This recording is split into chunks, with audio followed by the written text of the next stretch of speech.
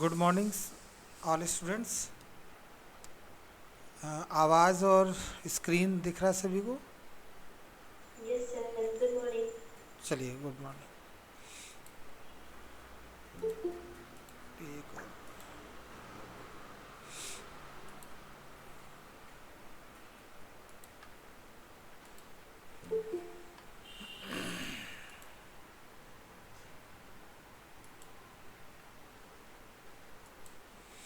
चलिए, आज का जो टॉपिक है वो मैं आपको बताता हूँ।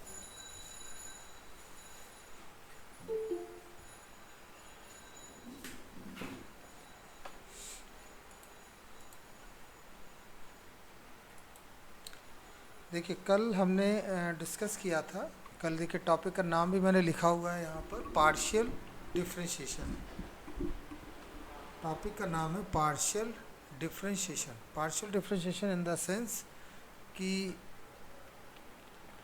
पार्शियल, कल हमने आपको बताया था, अगर आपके पास एक y is equal to F X, अगर ये फॉर्मेट है तो यहाँ पर एक ही आपका क्या है, इंडिपेंडेंट वेरिएबल है और एक ही आपका डिपेंडेंट वेरिएबल है।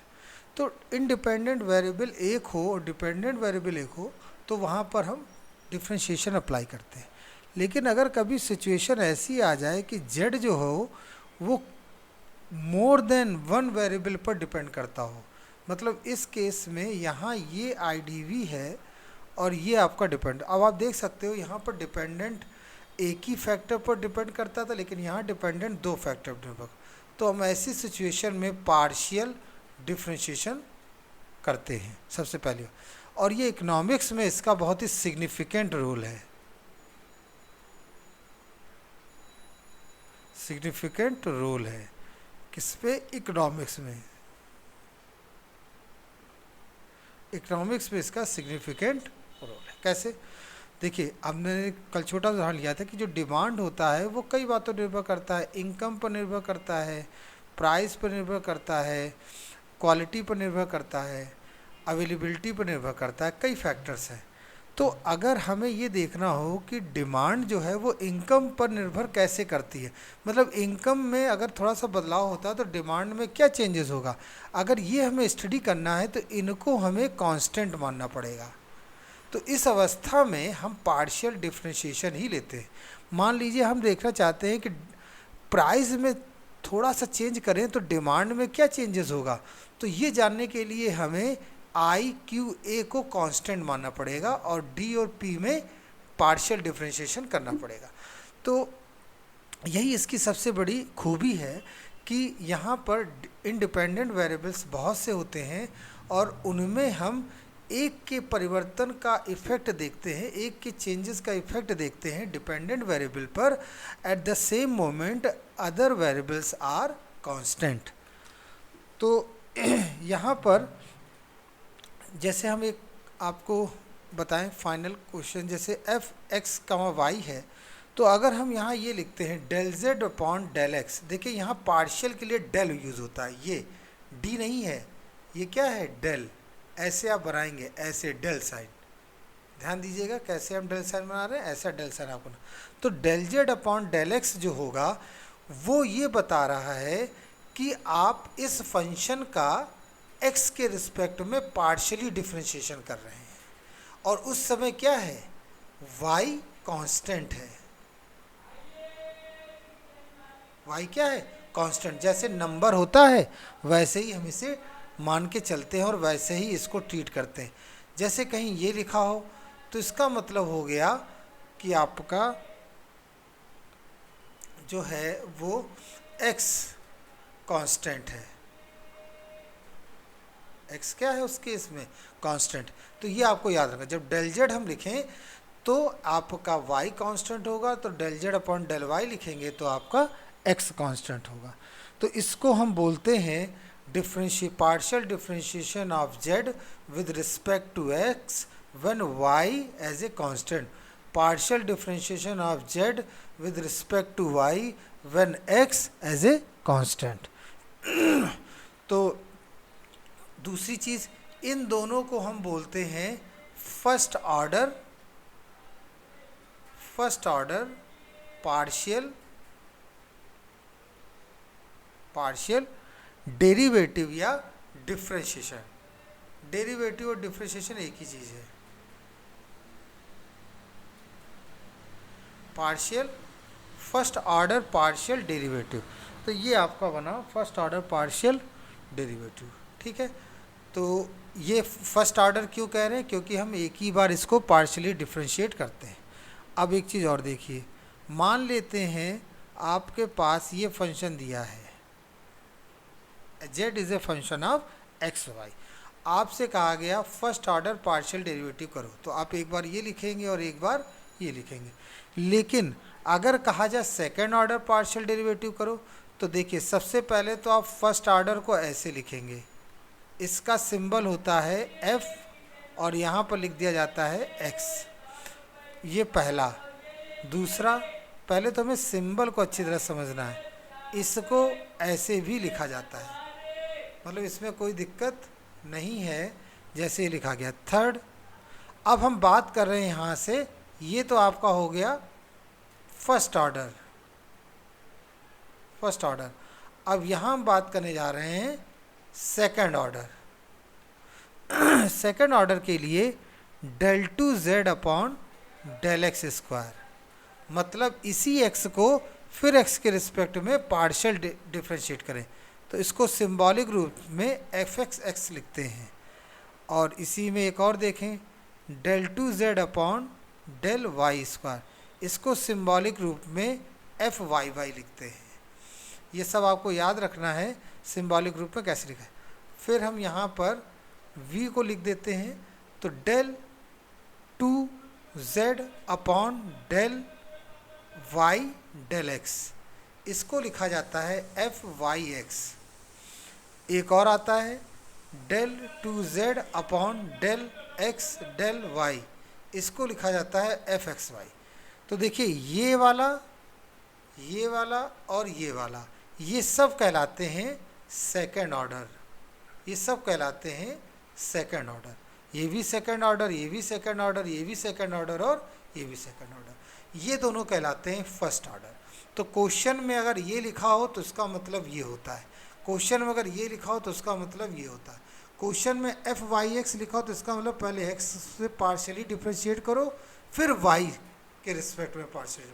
ये कह रहा है पहले y के रिस्पेक्ट में पार्शियली डिफरेंशिएट करो और फिर x के रिस्पेक्ट में पार्शियली डिफरेंशिएट करो, और उसको ऐसे भी लिख सकते हैं। अगर हमें इसे लिखना हो तो इसको हम एक और तरीके से लिख सकते हैं। ये लिखा हमने और डेल एक्स लिखा, इस पूरे पर हमने फिर एक डेल लगाया और यहाँ लिख दिया डेल वाई। आप ये भी लिख सकते हैं इसको, मतलब ये भी fyx कहलाता है। मतलब ये कई तरह से लिखा है, थोड़ा सा डिफरेंट लग रहा होगा लेकिन अब है बहुत आसान। थोड़ा सा प्रैक्टिस, थोड़ा सा कंसंट्रेशन और ये आपको इजीली क्लियर हो जाए।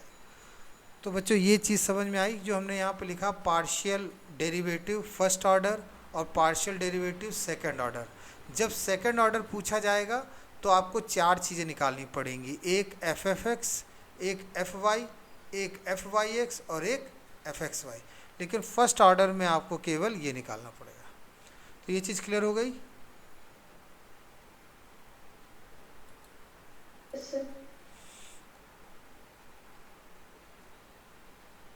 चलिए बहुत बढ़िया। तो यहाँ पर हमें बस ध्यान, अच्छा पार्शियल डेरिवेटिव लगता कब है, जब आपके फंक्शनल रिलेशन में दो इंडिपेंडेंट वेरिएबल होंगे, दो या दो से ज़्यादा होंगे, तब वहाँ पर हम इसे अप्लाई करेंगे। तो अब हम सिंपल सा इसके क्वेश्चंस को देखते हैं और वहाँ पर समझने की कोशिश करते हैं कि क्या है।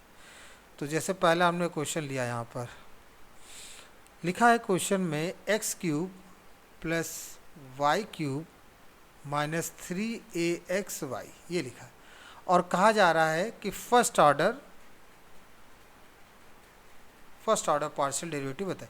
आपको क्या निकालना है, del Z upon del x और del Z upon del y. अब दिक्कत वाली बात, यहाँ कहीं जेड तो हमें दिख नहीं रहा है, तो हम इसे मान लेंगे कि ये जेड के इक्वल है। हम इसे मान लेंगे कि यहाँ पर क्या लिखा है, जेड। चलिए अब इसे सॉल्व करते हैं। तो आंसर में सबसे पहले तो आप देखिए z इज इक्वल टू क्या है, x cube y cube 3a XY। अब हम लिख देते हैं यहाँ del Z upon del x. तो del Z by del x का मतलब हो गया एक्स क्यूब का डिफ्रेंशिएशन का होगा, बिल्कुल होगा, 3x² होगा।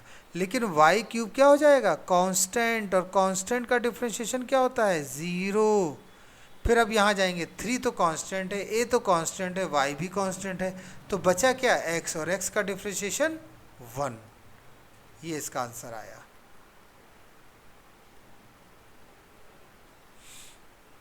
अब इसमें सेकंड पार्ट देखते हैं, del Z upon del Y. Del Z upon del Y का मतलब y के रिस्पेक्ट में करेंगे तो x आपका कांस्टेंट होगा, x कांस्टेंट मतलब ये 0 हो गया, y क्यूब का लिखा 3y² हो गया। अब इसकी बात कर लेते हैं, 3y², अब इसकी बात कर लेते हैं, तो यहाँ हमने माइनस लिखा और 3 लिखा, a लिखा। अब x क्या हो जाएगा, कांस्टेंट होगा तो उसे वैसे लिखना पड़ेगा, y का 1 हो जाएगा, तो आपका ये आंसर हो गया 3y² माइनस 3ax। देखिए जब x अलग आता है तब उसका डिफ्रेंशिएशन देखिए क्या हो गया, 0, और जब इनटू में आता है तो उसको हम इनटू में ही रखते हैं, उसको चेंजेस नहीं करते। देखिए वैसा का वैसे ही रखा, और y का पार्शियली डिफ्रेंशिएशन कितना हो गया, 1। y बिल्कुल वैसे ही सॉल्व किया जाता है जैसे x का डिफ्रेंशिएशन करते हैं, सिंपली 1। तो ये चीज़ समझ में आई। पहला इसका न्यूमेरिकल बताएं। और आज केवल 35 स्टूडेंट्स जुड़े हुए हैं। टोटल हमें जो ग्रुप में देखते हैं वो तो 102 के अराउंड है बच्चे, लेकिन क्लास में केवल 50 या 40 स्टूडेंट्स आते हैं, और सब कहाँ चले जाते हैं, किसी को आइडिया है?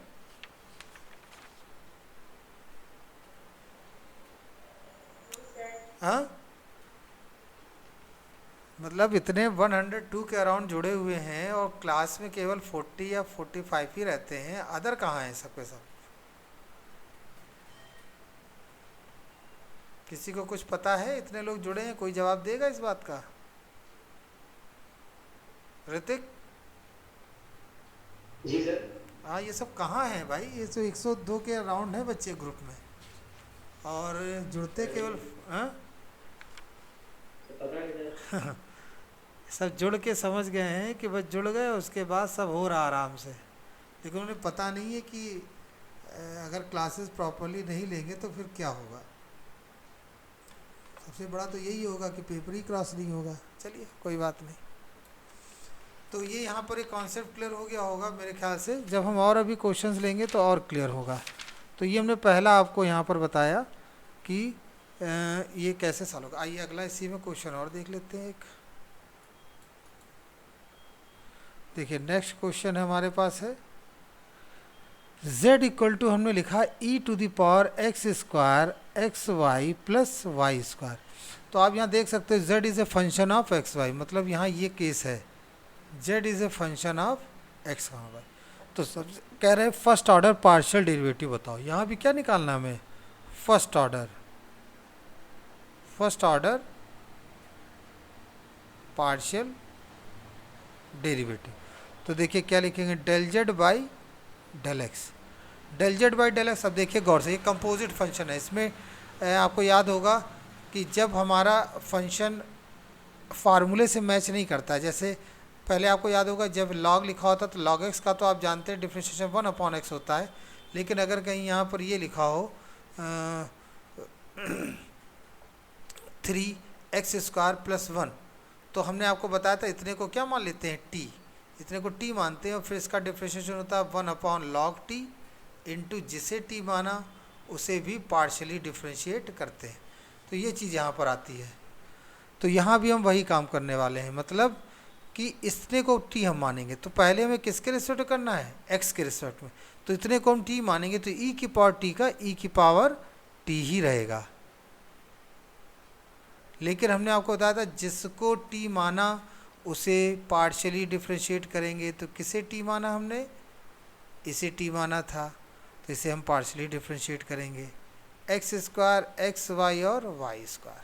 अब आ जाइए यहाँ पर x के रिस्पेक्ट कर रहे हैं तो y आपका कांस्टेंट होगा, तो x² का 2x हो गया, y कांस्टेंट है तो यहाँ पर केवल y आएगा क्योंकि x का 1 हो गया और y स्क्वायर का 0 हो गया, ये ख़त्म हो गया। तो ये आ गया 2x प्लस वाई और e की power x square x Y और Y square. This is your answer.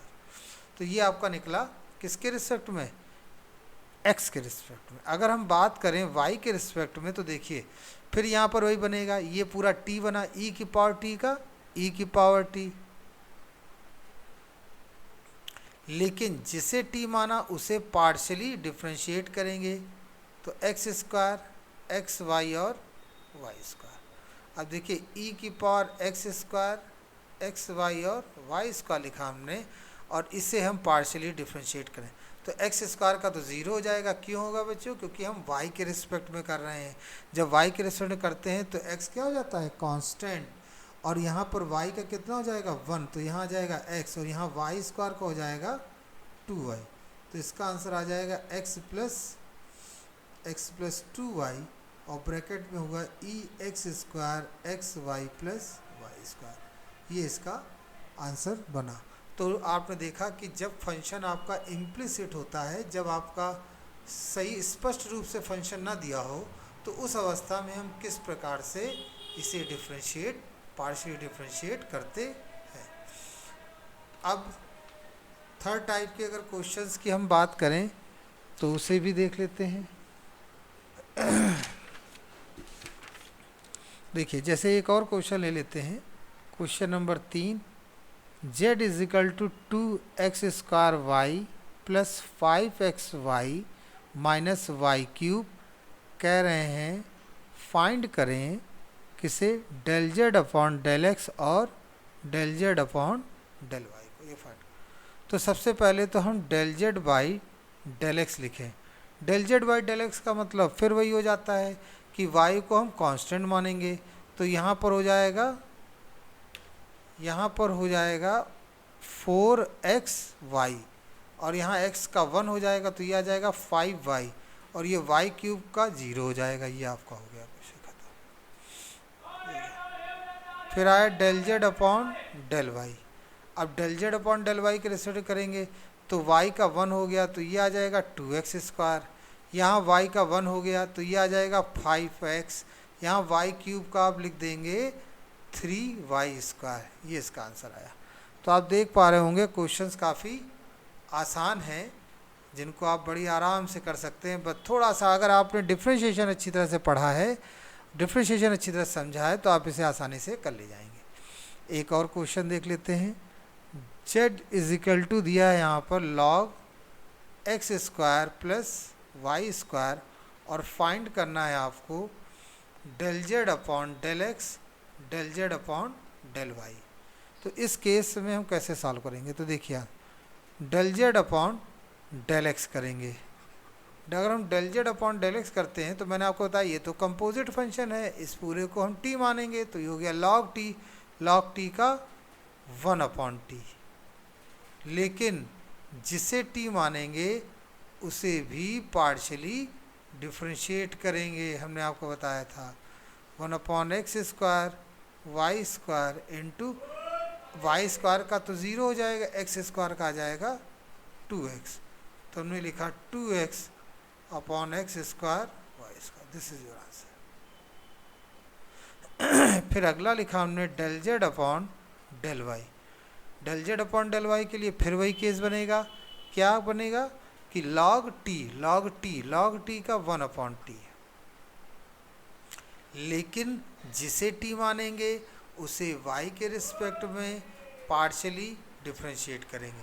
तो ये तो हमने यहाँ लिख दिया है एक्स स्क्वायर वाई स्क्वायर और यहाँ आ जाएगा एक्स स्क्वायर का 0 और वाई स्क्वायर का 2y, तो ये हो जाएगा 2y upon x square Y square. This is your answer.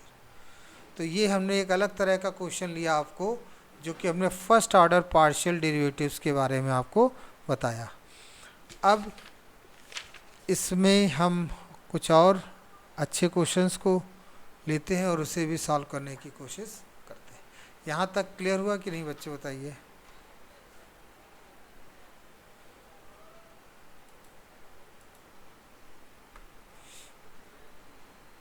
यहाँ तक समझ में आया सभी को? सेजल,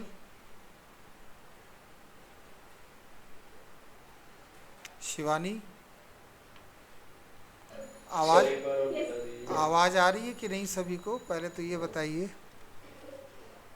सर एक बार और बता दीजिए। एक बार क्या, वही चीज़ रिकॉर्डिंग में 4 बार आप समझ लेंगे। जब चीज़ें रिकॉर्ड हो रही होती हैं तो एक बार 2 बार तो वहीं ख़त्म हो जाता है, होता है कि नहीं, ऐसा होता है? टेल मी रियल कि जब सर एक चीज़ बार समझा दीजिए, जब कोई जो चीज़ रिकॉर्ड होगा जब तो चीज़ हम देख लेंगे। नहीं नहीं, बात में नहीं, बात तो उसकी होती है कि जो चीज़ रिकॉर्ड हो रही है वो तो पहले से ही चीज़ें रिकॉर्ड है। आप इसको एक बार क्या 100 बार वही चीज़ बार बार वही चीज़, जस्ट अ टेप रिकॉर्डर, कि जो चीज़ आप 10 बार देखना चाहें 100 बार देख लें उसको। बस उसके लिए थोड़ा डेडिकेशन और डिवोशन चाहिए होगा। एनीवे देखिए, क्वेश्चन में दिया है कि सबसे पहले तो आप ये जानिए कि फर्स्ट ऑर्डर पार्शियल डेरिवेटिव हम कहते किसे हैं।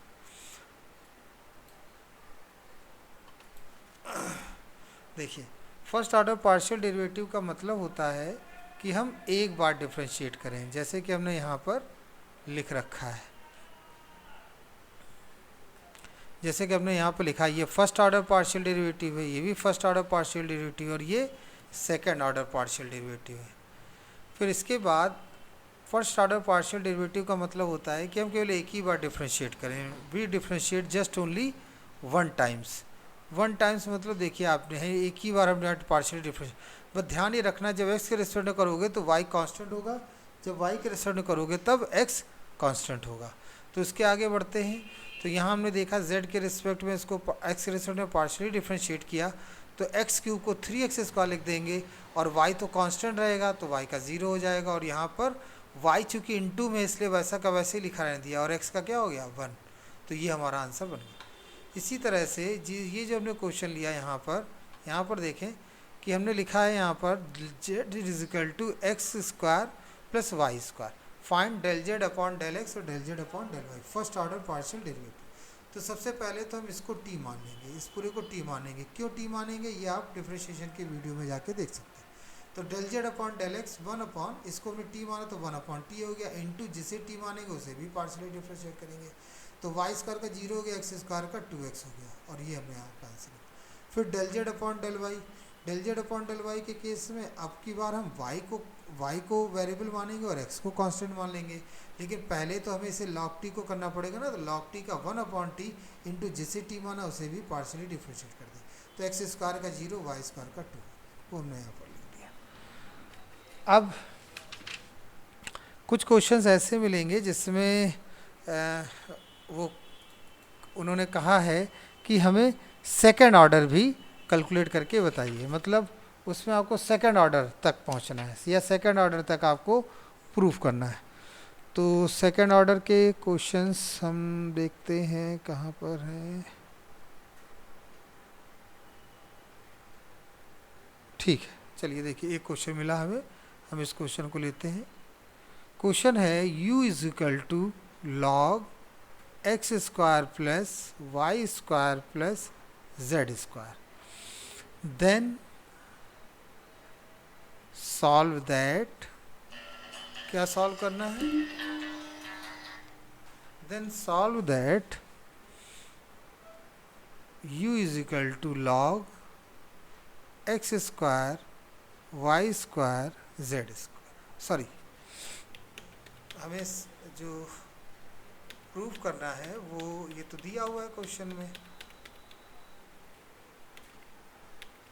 जो हमें प्रूफ करना है वो है x del two u upon del y del z equal to y del two u upon del x del z is equal to z del u upon del x del y। अब आप एक चीज़ खास बात देखिए, अभी तक के questions में हम क्या आपको बताते थे? अभी तक के क्वेश्चन में आपको एक बार बताते थे कि जो फंक्शन होता था u या z वो केवल उसमें दो ही डिपेंडेंट फंक्शन इंडिपेंडेंट वेरिएबल होते थे, लेकिन यहाँ देखिए कितने हैं, यहाँ 3 हैं। तो हम इसको ऐसे भी ले सकते हैं, u is a function of x comma Y comma z। तो अब सारी कहानी किसके लिए होगी, u के लिए होगी। तभी देखो यहाँ पर क्या लिखा है, u, यहाँ भी u लिखा हुआ है, यहाँ भी u लिखा हुआ है, हर तरफ देखिए क्या लिखा है, u। तो इस सिचुएशन में हमारा क्वेश्चन बिल्कुल सेम वही है। सबसे पहले तो हम del u upon del z निकालेंगे। देखिए 2 लगा है, 2 का मतलब हो गया second order, del u upon del z। तो सबसे पहले तो आप सभी में del u upon del z को कैलकुलेट करें। देखिए del u upon del z, तो del u upon del z क्या होगा, यहाँ के क्वेश्चन देखिए तो ये पूरा t हो जाएगा, t का मतलब 1 अपॉन टी। लेकिन जिसे t माना उसे भी पार्शियली डिफ्रेंशिएट करेंगे, तो जिसे t माना उसे भी पार्शियली डिफ्रेंशिएट करेंगे, मतलब इसको पूरे को पार्शियल एक्स स्क्वायर का 0, वाई स्क्वायर का 0, z का कितना हो जाएगा 2z। तो इसका आंसर आएगा 2z upon x square Y square plus Z square. अब यहाँ पर देखिए क्या लिखा है, इसको कह रहे हैं एक बार फिर करिए, यहाँ देखिए 2 लगा है, इसका मतलब एक बार फिर से डिफ्रेंशिएट करिए इसको, लिखिए किसके रिस्पेक्ट में, y के रिस्पेक्ट में। अब देखिए कहानी यहाँ पर क्या बनती है, डेल z लिखा, 2 ये लगाया और डेल y यहाँ लिखा। इसका मतलब ये हुआ कि ये जो पूरा है आपका 2z अपॉन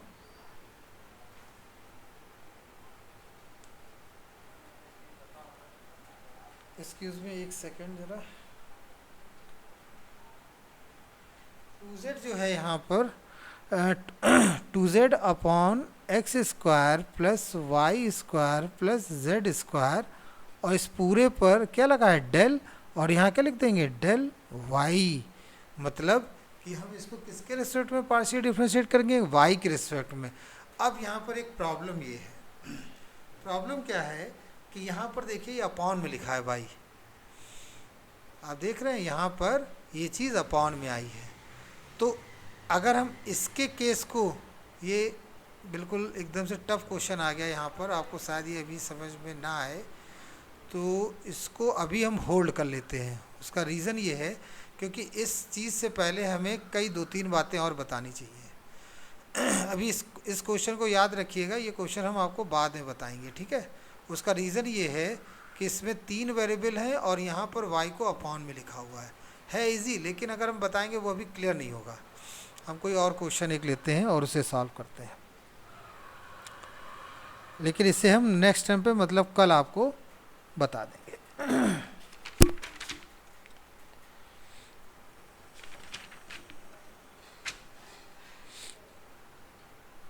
देखिए जैसे एक क्वेश्चन है z is equal to A X square plus 2hxy plus by square, और आपको कहा जा रहा वेरीफाई करो, verified that del 2z upon del X del Y del 2z upon del Y del X, ये आपको वेरीफाई करना है। पहले हमें ऐसे क्वेश्चन बताने चाहिए थे, तब हमें वो क्वेश्चन, कोई बात नहीं। z ये दे रखा है, वेरीफाई करना है डेल 2z अपॉन, तो इसका मतलब क्या हुआ, देखिए कभी कभी बुक में ऐसे भी लिखा होता है f x y f y x, कभी कभी ये भी लिखा होता है और कभी कभी ये भी लिखा होता है, तो ये दोनों एक ही चीज़ें हैं, इसमें आपको कंफ्यूज नहीं होना है, ठीक है। तो ये z ये हो गया, कैसे सॉल्व करेंगे आइए देखते हैं। डेल, इसको हल करने के लिए हम सबसे पहले तो क्या निकालेंगे, del z upon del x। तो डेल x का बहुत सिंपल सा केस, क्या 2ax और 2hy, और ये हो जाएगा पूरा 0 क्योंकि y स्क्वायर है ना। फिर लिखेंगे del z upon del y। अब इसको y के रिस्पेक्ट में पार्शियली डिफरेंशिएट करेंगे, ये 0, ये कितना आएगा 2hx हो गया, और ये कितना होगा 2by हो गया, क्यों y का 1 और y स्क्वायर का 2y।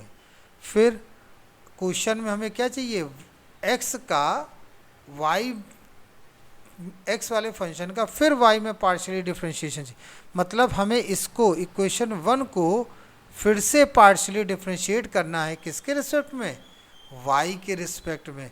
तो हम यहाँ लिखेंगे del 2z upon del y del x, तो ये हो जाएगा डेल अपॉन डेल y, और ये लिखेंगे 2ax 2hy ये हमने लिखा, और इसको फिर से हम पार्शियली डिफ्रेंशिएट करेंगे तो देखिए ये तो जीरो हो जाएगा, क्यों? क्योंकि इसमें तो y है ही नहीं, ये हो जाएगा 2h। अब अगला ले लिया हमने del two Z del Y del X, मतलब अब की सॉरी ये वही चीज़ हमने लिख दी है यहाँ पर,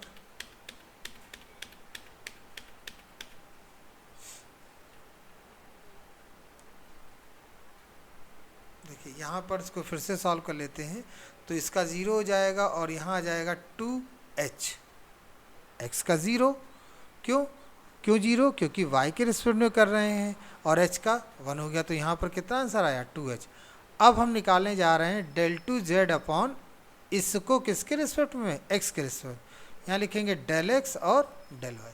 तो देखिए अब इसे हम सॉल्व करेंगे तो देखिए कितना आएगा, तो आप देख सकते हैं हम किसके रिस्पेक्ट में कर रहे हैं? x के रिस्पेक्ट में, तो ये आपका ज़ीरो हो जाएगा और यहाँ कितना आएगा 2h। तो आप देख सकते हैं 2h यहाँ दोनों में क्या हो गया? सेम आ गया कि नहीं? यहाँ भी 2h और यहाँ 2, यही आपको वेरीफाई करना था। तो ये क्वेश्चन में था छोटा सा प्रूफ जो मैंने आपको यहाँ पर बता दिया।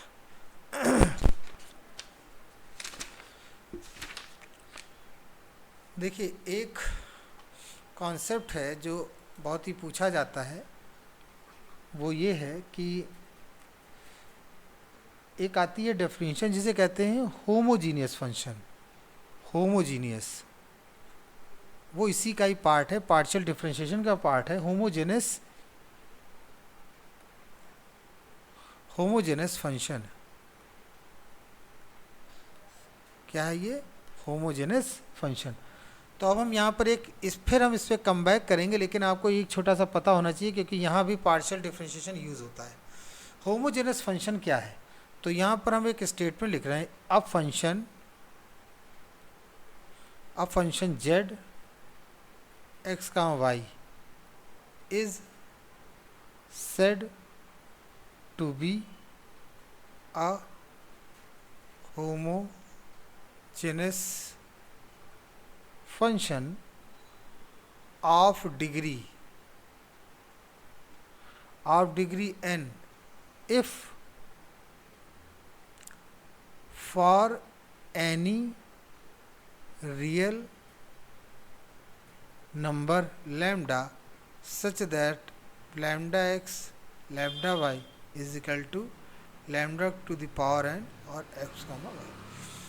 ये जो हमने स्टेटमेंट लिखी है वो एक्चुअली पार्शियल डिफरेंशिएशन का यहाँ भी यूज़ है। तो कुछ क्वेश्चन इस कॉन्सेप्ट पर भी मिलेंगे और कुछ क्वेश्चन आपको यूलर थ्योरम पर भी मिलेंगे। ये बहुत ही इम्पॉर्टेंट थ्योरम है और हर साल इससे क्वेश्चन पूछा जाता है। इस साल भी आएगा क्वेश्चन, श्योर आएगा, और अब की बार तो बहुत अच्छी तरह से आएगा क्योंकि अब की बार आपको बहुत अच्छी सुविधाएं मिल रही हैं पढ़ने की, तो इसलिए अब की बार तो पेपर और अच्छी तरह से बन के आएगा, टफ पेपर। तो होमोजीनियस फंक्शन क्या है? सबसे पहले होमोजीनियस फंक्शन का मतलब क्या है? इन्होंने कहा एक फंक्शन z f(x,y) है वो होमोजीनियस बोलेंगे डिग्री n का यदि उसमें एक रियल नंबर लैम्डा ऐसा हो कि f lambda x lambda y is equal to lambda to the power n f(x). इसका मीनिंग क्लियर कर लें, क्या ये कह रहा है। जैसे मान लेते हैं, एग्जाम्पल से देखिए क्लियर होगा। अभी हम यूलर थ्योरम नहीं बता रहे हैं आपको, ठीक है, ये अलग पार्ट है, इससे अभी हमारा कोई मतलब नहीं है। ये सब पार्शियल डिफरेंशिएशन के ही हिस्से हैं। तो एक हम एग्जाम्पल लेते हैं। सपोज दैट कहीं लिखा है, कहीं पर क्वेश्चन में लिखा हुआ है x cube y cube upon x square और वाई स्क्वायर।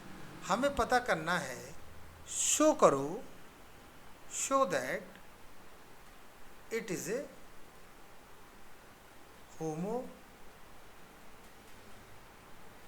Homogeneous function. शो करिए कि ये एक होमोजेनस फंक्शन है, ये हमें शो करना है, ठीक है। इसको शो करने के लिए हम इस कॉन्सेप्ट को यूज़ करेंगे जो यहाँ पर अप्लाई किया गया। तो देखिए सबसे पहले हम लिखेंगे एफ जेड नहीं, हम सबसे पहले यहाँ लिखेंगे एफ एक्स वाई। तो ये तो जेड हुआ, और जेड बराबर कितना लिखेंगे x cube y cube upon x square and y square, ठीक है। ये हमने लिख दिया यहाँ पर बहुत ही सिंपल तरीके से। अब यहाँ पर देखिए क्या लिखा है, लैम्डा एक्स लैम्डा, ये याद रखिएगा बच्चों, ये यूलर थ्योरम में भी काम आता है, होमोजेनस फंक्शन में भी काम आता है, ये बहुत इंपॉर्टेंट कॉन्सेप्ट है। हम यहाँ लिखेंगे put x is equal to lambda x and y is equal to lambda y, where lambda is real number, real. तो यहाँ पर क्या हो जाएगा, लैम्डा एक्स और लैम्डा वाई। अब देखिए जहाँ जहाँ एक्स होगा वहाँ वहाँ हम लैम्डा एक्स पुट करेंगे, जहाँ जहाँ लैम्डा होगा वहाँ, वो जहाँ जहाँ एक्स होगा और जहाँ जहाँ वाई होगा वहाँ देखिए एक्स की जगह पर क्या पुट करेंगे, लैम्डा एक्स, और जहाँ जहाँ वाई होगा वहाँ हम क्या पुट करेंगे, लैम्डा वाई। ठीक है, तो कैसे इसको सॉल्व करेंगे आइए देखते हैं। तो यहाँ पर अपॉन में हमने लिखा लैम्डा एक्स का स्क्वायर और फिर लैम्डा वाई का स्क्वायर। अब देखिए ये बन जाएगा lambda cube x cube, lambda cube y cube, lambda square x square और लैम्डा स्क्वायर वाई स्क्वायर, ये हमने लिख दिया। अब इसके बाद का स्टेप बहुत ही इम्पोर्टेंट, लैम्डा स्क्वायर, देखिए लैम्डा स्क्वायर ऊपर से कॉमन होगा। अगर हम यहाँ पर देखें तो लैम्डा क्यूब सॉरी ऊपर से कॉमन होगा, तो ये आ जाएगा x cube y cube upon में, नीचे से लैम्डा स्क्वायर कॉमन लेंगे तो एक्स स्क्वायर वाई स्क्वायर। गौर से देखिए बच्चों, यहाँ पर ये कैंसिल हो जाएगा, 1 आएगा, कितना है लैम्डा, और यहाँ लिखेंगे एक्स क्यूब वाई क्यूब और उसके अपॉन लिख देंगे एक्स स्क्वायर वाई स्क्वायर। अब गौर से देखिए, आप उसको कंपेयर करिए, गौर से देखा और कंपेयर किया। कंपेयर करने का मतलब क्या, जो हमने ऊपर इक्वेशन लिखी थी हम उसको यहाँ पर लिखे दे रहे हैं, लैम्डा की power n f x y. गौर से देखिए इधर तो एफ लैम्डा एक्स और लैम्डा वाई है, इस साइड में देखें ये क्या बन रहा है, अरे ये तो पूरा का पूरा एफ एक्स वाई है, तो हम इसकी जगह क्या लिख देंगे, लैम्डा एफ एक्स वाई। तो ये जैसे ही लैम्डा एफ एक्स वाई लिखा आपने, अब आप कंपेयर करेंगे, तो जब आप कंपेयर करेंगे तो आप पाएंगे यहाँ पावर कितनी है, 1। तो आप कहेंगे कि ये जो z है ये एक होमोजीनियस फंक्शन है और उसकी डिग्री कितनी है, डिग्री है उसकी 1। तो जितने भी क्वेश्चन होंगे हमें जिसमें प्रूफ करना होगा कि इसकी डिग्री क्या है या ये होमोजेनस फंक्शन है कि नहीं है, उन सभी अवस्थाओं में हमें यही काम करना होगा। कौन सा काम, ये जो हमने यहाँ लिखा हुआ है कि आपको हर बार lambda x lambda y is equal to lambda to the power n bracket में एफ एक्स वाई सॉल्व करना होगा। फिर से lambda x lambda y is equal to lambda to the power n f x y solve. इसके और भी questions हम कल डिस्कस करेंगे और आई होप ये आपको समझ में आया होगा। आज हम यहीं पर स्टॉप करेंगे। चीज़ें नई हैं, हम ये नहीं कहते ये चीज़ें नहीं हैं, लेकिन आपके कोर्स में है, तो आपको इसको बहुत होशियारी के साथ, बहुत मेहनत के साथ आपको पढ़ना पड़ेगा। और अब की बार आप ये भी जान लीजिए कि पेपर अब की बार ईजी नहीं आएगा, पेपर अब की बार आपका टफ ही आएगा, क्योंकि जब इतनी चीज़ें आपको प्रोवाइड कराई जा रही हैं तो यकीनन है कि पेपर भी उसी रेशियो में बनेगा। तो आज की हम यही क्लास यहीं पर ऑफ करते हैं। Thank you very much.